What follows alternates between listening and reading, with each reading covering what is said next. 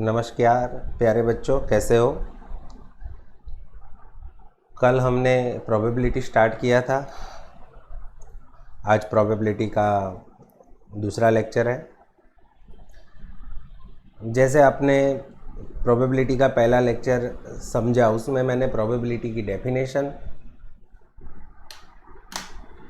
उसके कुछ sample space, वो सब समझाया था।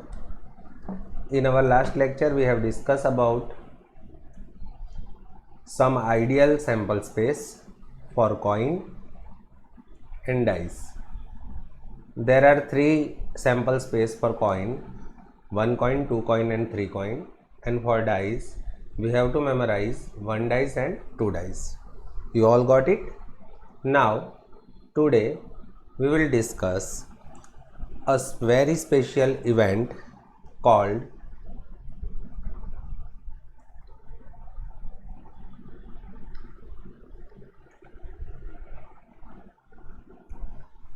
complementary event. This is very important topic for whole chapter, so please be focused and ask if you got any doubt in comment section. Complementary event. बच्चों, ये complementary event क्या है? Suppose you ask to toss a coin, a dice. Then when you toss a single dice, your sample space you will be 1 2 3 4 5 6. There are total 6 chance of occurrence any number. आप जब dice को throw करोगे तो ज़्यादा से ज़्यादा 6 number तक कुछ अचीव हो सकता है, उससे ज़्यादा कुछ नहीं। कम से कम एक, ज़्यादा से ज़्यादा 6। ऐसा नहीं होगा कि कुछ, इसमें से तो कोई एक रिजल्ट तो आने ही वाला है। अब मान लो कि एक इवेंट है, इवेंट ए, और उसमें आपको बोला गया है, इवेंट ए में आपको बोला गया है कि number less than 4, number less than 4।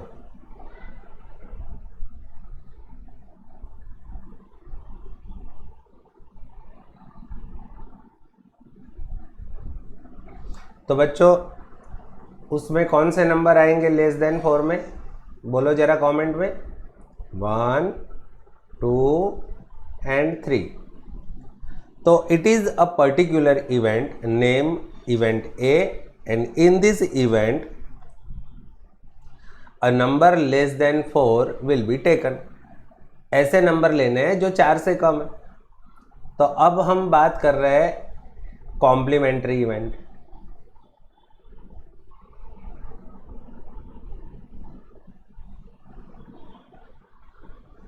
Of ए की कॉम्प्लीमेंट्री इवेंट क्या होगी? What is the complementary event? तो कॉम्प्लीमेंट्री इवेंट यानी उसका उल्टा, यानी number is not less than 4। अगर कोई इवेंट ए ऐसा बोल रही है कि नंबर लेस देन 4, तो उसकी कॉम्प्लीमेंट्री इवेंट क्या बोलेगी? Number not less than 4। इसको आप ए डैश से रिप्रेजेंट कर सकते हो, ए इस तरह से भी डैश कर सकते हो, और ए के ऊपर एक छोटा सा सी इस तरह से भी लिख सकते हो। These three symbols are represent complementary event of A.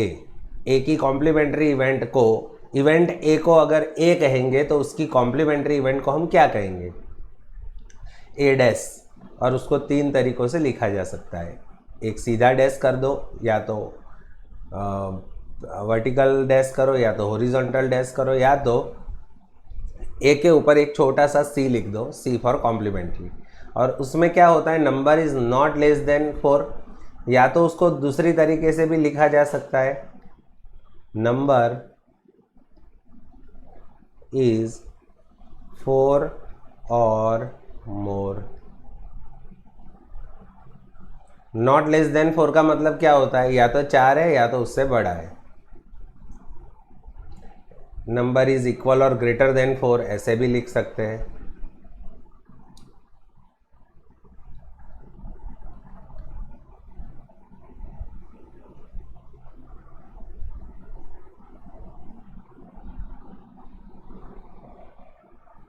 Equal और ग्रेटर देन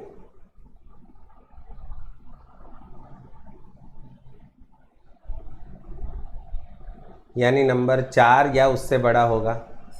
तो ए डैश में कौन सी इवेंट आएगी, नॉट लेस देन 4, यानी 4 से छोटा नहीं होना चाहिए, मतलब 4 तो होना चाहिए, 5 भी हो सकता है, 6 भी हो सकता है। 7 बच्चों क्यों नहीं हो सकता, क्योंकि डाइस में कभी 7 आता नहीं। तो समझ लो कि यहाँ ज़्यादा से ज़्यादा 6 तक है, तो उससे आगे हमें नहीं जाना है। तो देखो आपको दिख रहा है ये इवेंट ए है और ये इवेंट ए डैश है। It is called A dash, means complementary event of A. Now the important topic is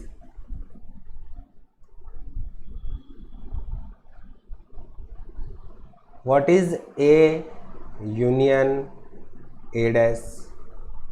a में क्या था, 1 2 3, यूनियन ए डैश में क्या था, 4 5 6। तो अभी दोनों को मिला के क्या बनता है, 1 2 3 4 5 6। यूनियन में क्या करना होता है बच्चों, सबको मिला देना होता है। सो our A union A dash means 1 2 3 4 5 6 and it is our universal set, so it is U. तो A union A dash is equal to U। तो इससे एक रिजल्ट एस्टैब्लिश होता है कि यूनियन सेट ऑफ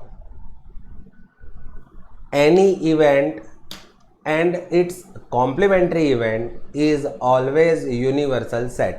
यानी कोई भी एक इवेंट लो और उसकी कॉम्प्लीमेंट्री इवेंट लो, यानी एक इवेंट हमने ए ले ली तो ऑब्वियस है कि उसकी कॉम्प्लीमेंट्री इवेंट ए डैश होगी, और दोनों का अगर यूनियन करते हैं तो answer will be always you. Now अगर हम उसका इंटरसेक्शन करते हैं, ए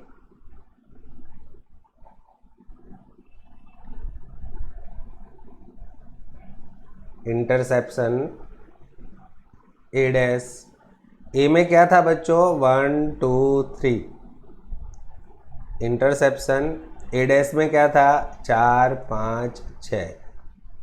तो बच्चों दोनों में कॉमन कुछ नहीं है, कॉमन कुछ नहीं है तो इसको हम 5 से रिप्रेजेंट करते हैं। इंटरसेप्शन में हम क्या लेते हैं, दोनों में क्या कॉमन है।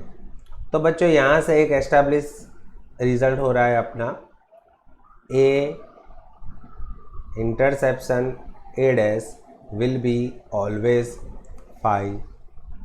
बच्चों समझना ज़रा ध्यान से, बहुत ही डीप में मैं समझा रहा हूँ। एक्चुअली 10th के बच्चों को उतना डीप में कोई नहीं समझाता, उनको डायरेक्टली क्वेश्चन आंसर करना सिखा देते हैं बस, लेकिन फिर आगे जाके उनको दिक्कत होती है। तो बच्चों यहाँ पे हमको 2 रिजल्ट मिले। The first result is A union A dash is equal to universal set, and the second result is A intersection A dash is equal to 5. Now one thing have to memorize by all of you, and the thing is probability। रुको मैं उसके font colour change कर लेता हूँ। एक चीज़ आपको याद रखनी है कि probability of u is always 1, and probability of phi is always 0.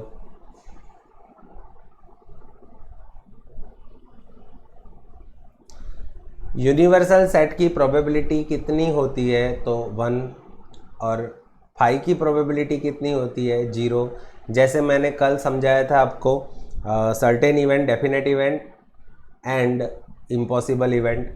देखो, अगर कोई बच्चा डाइस टॉस करेगा तो उसको ये 6 में से कुछ तो मिलने वाला ही है. आपने लूडो में डाइस को प्रेस किया तो इस 6 में से एक नंबर तो गिरेगा ही गिरेगा, तो इट इज़ सर्टेन इवेंट. लेकिन यहाँ ऐसा बोला गया है कि जब इंटरसेप्शन किया तो फाई का मतलब होता है कि कुछ नहीं आया. तो ऐसा तो होता नहीं, कभी डाइस आपने फेंकी और कुछ ना गिरा हो, 0 नंबर आया हो ही नहीं सकता. तो ये इम्पॉसिबल इवेंट है. सो फाई की प्रोबेबिलिटी 0 होती है.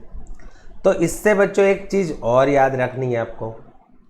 देखो, फर्स्ट रिजल्ट हमने क्या अचीव किया? A union A dash is equal to U. अभी इसको प्रोबेबिलिटी में कन्वर्ट कर दो.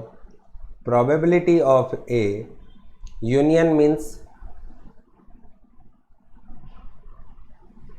प्लस, यूनियन का मतलब आप प्लस समझो. Probability of A dash is equal to probability of U. लेकिन बच्चों probability of u is 1, so यहाँ पर हम लिखेंगे 1. तो इससे दो चीज़ और हमें मिलती है. अगर if you want to find p of a, then p of a dash will be deducted from 1, and if you want to find p of a dash, then p of a will be deducted from 1. यानी ए निकालना है तो इसको वहाँ से minus कर दो, अगर ये निकालना है तो इसको वहाँ से माइनस कर दो. तो these two results are very crucial to you for this particular chapter. What is the formula of P of A? 1 minus P of A dash. What is the formula of P of A dash? 1 minus P of A. What is P of A? Probability of event A. What is P of A dash? The probability of complementary event of A dash. What is the meaning of complementary event? So the negative event of A. Complementary का मतलब क्या होता है? देखो, event A में क्या बोला था उन्होंने? Less than 4. तो यहाँ पे क्या बोला है? Not less than 4. अगर मैं राजा हूँ तो उसका कॉम्प्लीमेंट्री सेंटेंस होता है मैं राजा नहीं हूँ. मैं पास हो गया, कॉम्प्लीमेंट्री स्टेटमेंट होगा मैं फेल हो गया.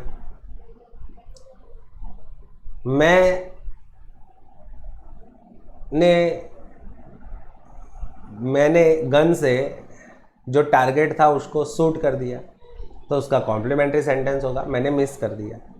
अच्छा, अभी कोई सेंटेंस और उसका कॉम्प्लीमेंट्री सेंटेंस दोनों की प्रोबेबिलिटी को आप मिक्स करोगे तो answer will be always 1. So exam में ऐसे छोटे क्वेश्चन आते हैं.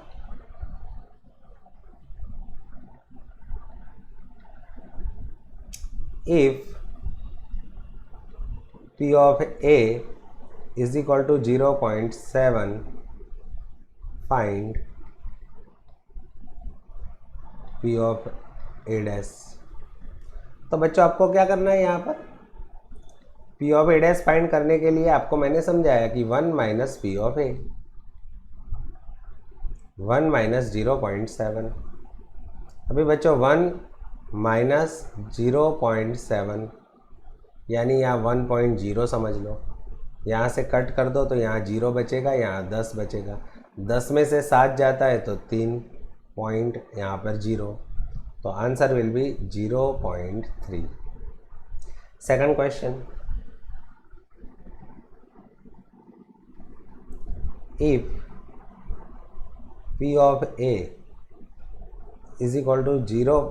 P of A dash, चलो P of A dash is equal to 0.79, find P of A. तो सेम कैलकुलेशन होगी. अगर आपको P of A, if you want to find P of A, then 1 minus P of A dash will be your formula. 1 minus 0.79। अब calculation करो 1.00 minus 0.79। यहाँ 0 ले लो, यहाँ 10 ले लो, फिर इसको भी कट करके यहाँ 9 ले लो और यहाँ पे 10 ले लो। 10 में से अगर 9 जाता है तो 1, 9 माइनस 7 2, पॉइंट का 0.0, सो 0.21 इज़ योर आंसर। एक और क्वेश्चन ले लेते हैं।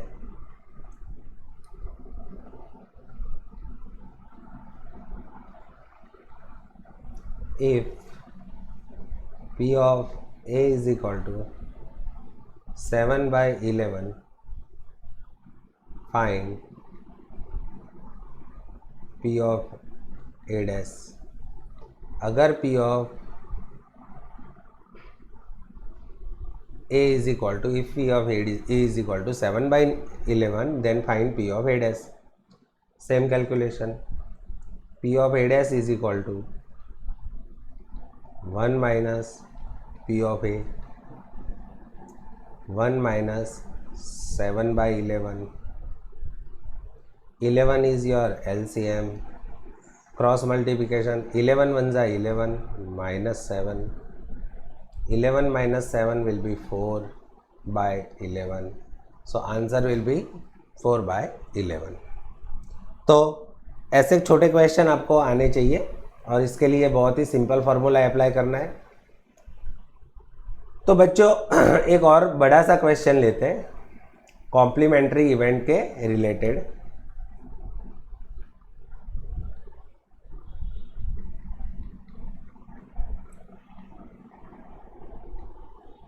Radha has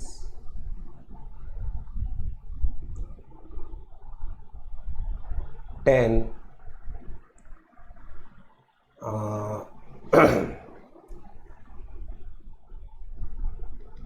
cheats number 1 to 10। if she select a cheat at random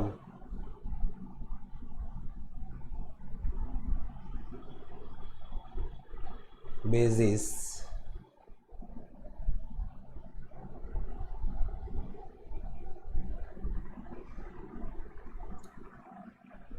and she got the number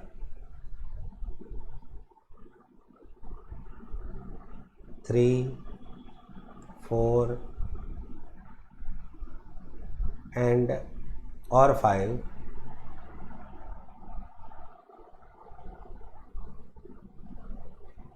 then she eligible for prize। Radha के पास 10 अलग अलग नंबर की चिट्स है, उसमें से वो रैंडमली एक चिट सिलेक्ट करती है। अगर उसने जो सिलेक्ट की चिट, वो चिट थी 3 नंबर या 4 नंबर या 5 नंबर, इनमें से कोई एक होगी, then C got the prize, C get the prize, उसको प्राइज मिलेगी। अगर 3 नंबर 4 नंबर और 5 नंबर में से कोई सिलेक्ट करती है तो उसको प्राइज मिलेगी। और हमें question 1 find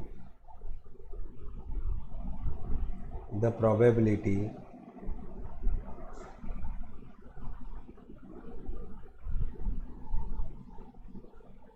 that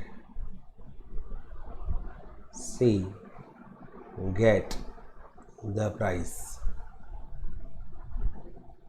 And the second question is find the probability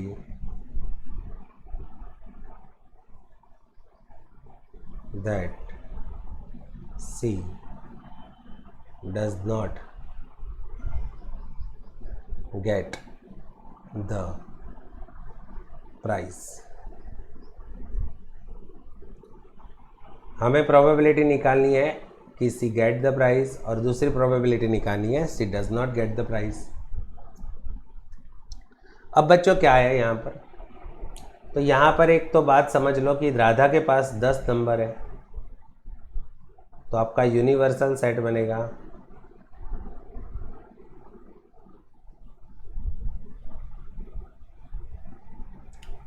यही 10 नंबर हो गए ना राधा के पास, तो आपकी टोटल इवेंट हो गई, कल समझाया था ना total event and corresponding event, तो our total event is 10.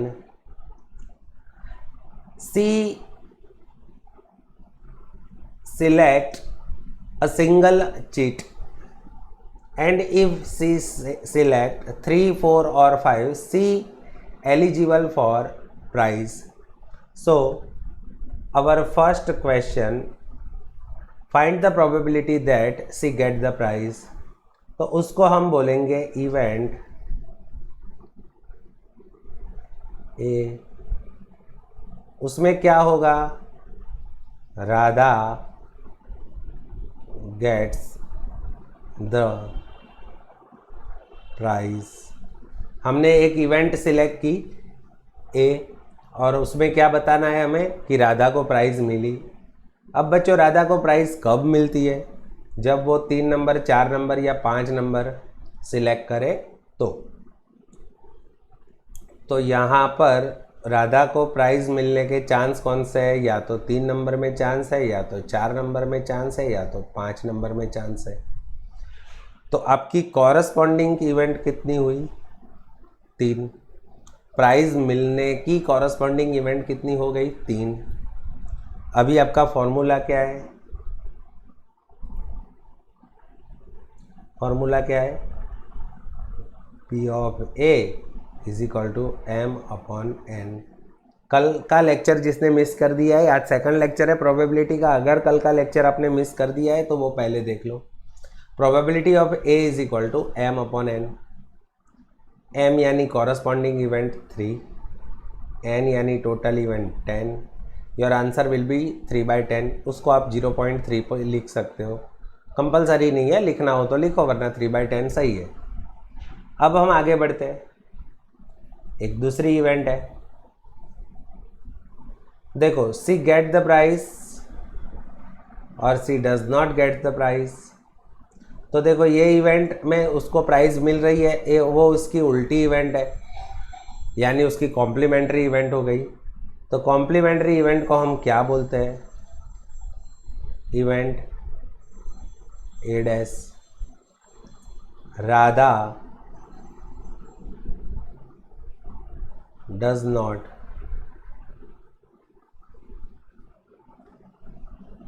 get the prize। Radha does not get the prize, Radha को प्राइज नहीं मिल रही। तो बच्चों अभी उसके लिए आपको क्या करना है, तो मैंने आपको सिखाया है कि P ऑफ A' निकालना है, अगर तो 1 में से माइनस P ऑफ A कर दो। अभी P ऑफ A कितना है आपका, 0.3। अगर 1 में से 0.3 माइनस करोगे तो आंसर 0.7 आएगा। तो बच्चों आज के लिए इतना ही काफ़ी है, इतना एक बार अच्छी तरह से समझ लो। अब आप पूरी तरह से तैयार हो चैप्टर को टैकल करने के लिए। कल से हम टेक्स्ट बुक के क्वेश्चन स्टार्ट कर रहे हैं। ये था पूरा फंडामेंटल। तो in our lecture 1 and in our lecture 2 of probability we covered all the fundamental rules, यानी बेसिक रूल्स जो आपको पता होने चाहिए प्रोबेबिलिटी को फेस करने के लिए, वो हमने यहाँ पे समझा दिए। In our first chapter we have discussed the definition of probability, the meaning of total event, the meaning of corresponding event, the formula of probability P of A is equal to M/N, and the meaning of sample space, and some important and ideal sample space which we have to use in our future lecture. In today's lecture we covered whole concept of complementary event. Okay bachcho, so take care, tata, bye bye, see you. और क्या है, सब कुछ बढ़िया, मज़ा में, सब मज़े में हो ना? अच्छा, और मुझे लेक्चर के बाद जब आप रिपीट करो तब कमेंट में लिख देना लेक्चर कैसा रहा। व्हाट्सएप ग्रुप पे भी लिख सकते हो। जो बच्चे आज फिर से ज्वाइंट हुए उनको मैं बता दूँ, ये हमारा व्हाट्सएप नंबर है, इस पे आप मैसेज करके आप हमारे व्हाट्सएप ग्रुप में ऐड हो सकते हो, जिसमें आपको बढ़िया पीडीएफ वगैरह सब मिलता रहेगा। आज के लेक्चर की पीडीएफ व्हाट्सएप ग्रुप में मैं डाल देता हूँ। चलो बच्चों, टाटा बाय बाय।